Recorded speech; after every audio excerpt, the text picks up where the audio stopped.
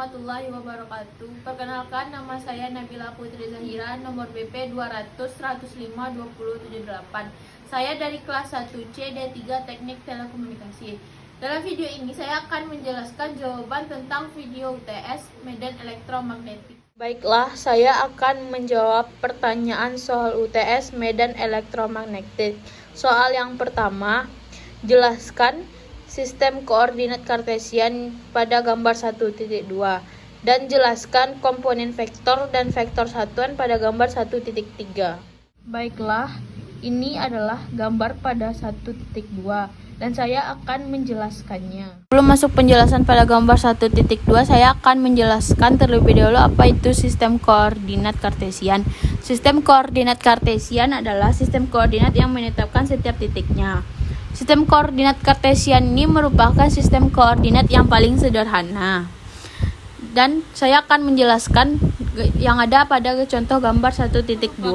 Gambar dari 1.2 yang merupakan gambar dari balok. Baiklah, kita akan menentukan arah pada gambar ini. Sebelumnya, untuk menentukan sebuah arah kita dapat mengetahui sudutnya. Baiklah, dengan contoh kita dapat menggunakan jari tangan kanan kita dengan melengkungkannya.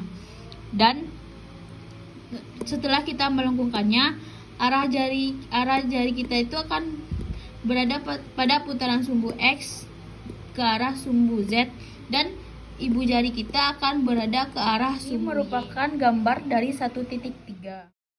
Sebelum saya menjawab dan menjelaskan gambar 1.3, saya akan menjelaskan apa itu komponen vektor dan vektor satuan. Jadi, komponen vektor adalah proyeksi vektor terhadap sumbu kartesian seperti sumbu X, Y, dan Z.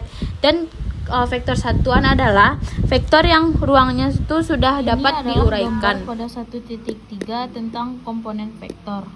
Jadi, seperti yang sudah dijelaskan tadi, komponen vektor itu adalah proyeksi vektor terhadap sumbu kartesian.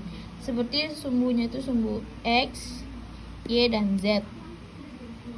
Yang ini merupakan gambar 1.3 juga tentang vektor satuan.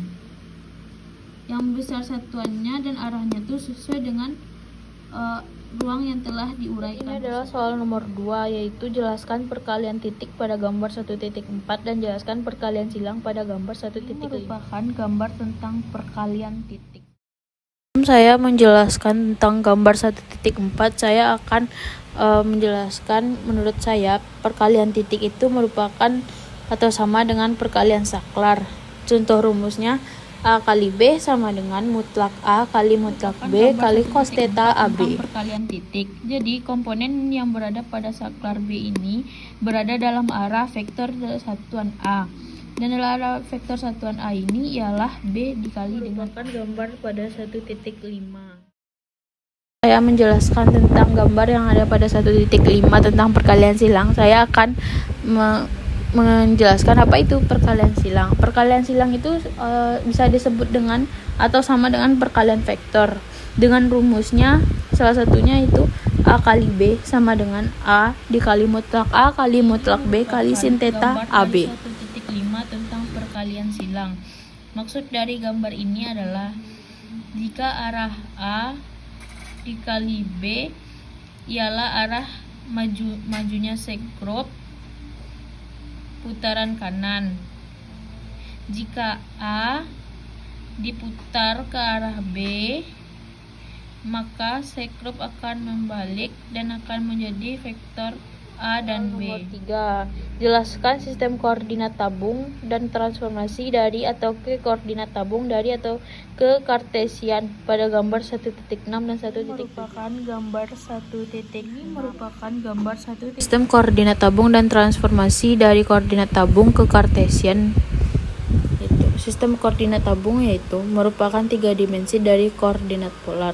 Dan dalam sistem koordinat 3 dimensi ditentukan jarak Z dari titik tinjau Z sama dengan 0 yang merupakan bidang acuan tegak lurus pada garis ρ sama dengan 0. Namun, nama sistem koordinat tersebut dengan sistem koordinat tabung lingkaran atau bisa disingkat dengan koordinat tabung. Bidang tabung yang berada pada lingkaran rho sama dengan tetapan, dan bidang datar lainnya yang disebut dengan tetapan. Ini merupakan gambar 1.6, gambar yang pertama dan gambar yang kedua. Pada gambar yang pertama ini ditunjukkan merupakan gambar dengan 3 bidang yang tegak lurus pada koordinat tabung.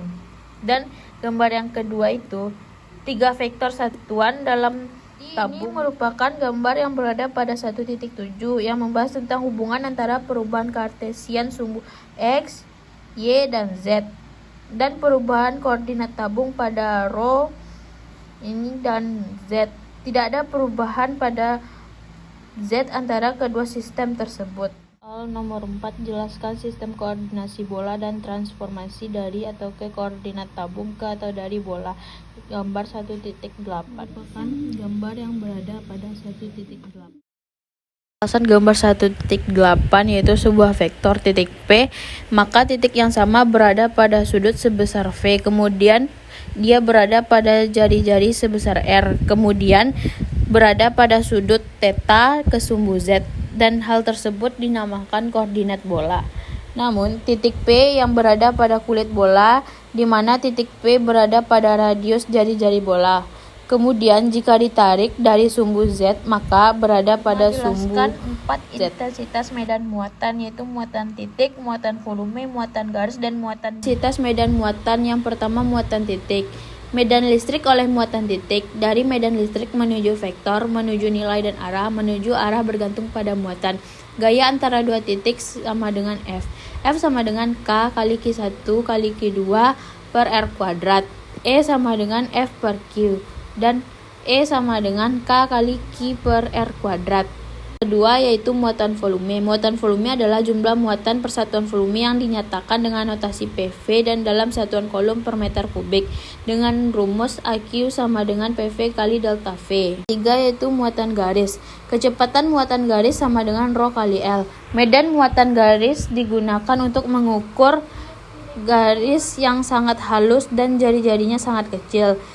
Tiap unsur pertambahan panjang dari muatan yang berlaku sebagai muatan titik. Muatan bidang merupakan konfigurasi muatan dasar yang lain, ialah muatan yang tersebar merata pada bidang tak terhingga karena arah medannya selalu menjauhi muatan positif, sehingga diatasi dengan memakai vektor satuan yang arahnya keluar dari bidang normal.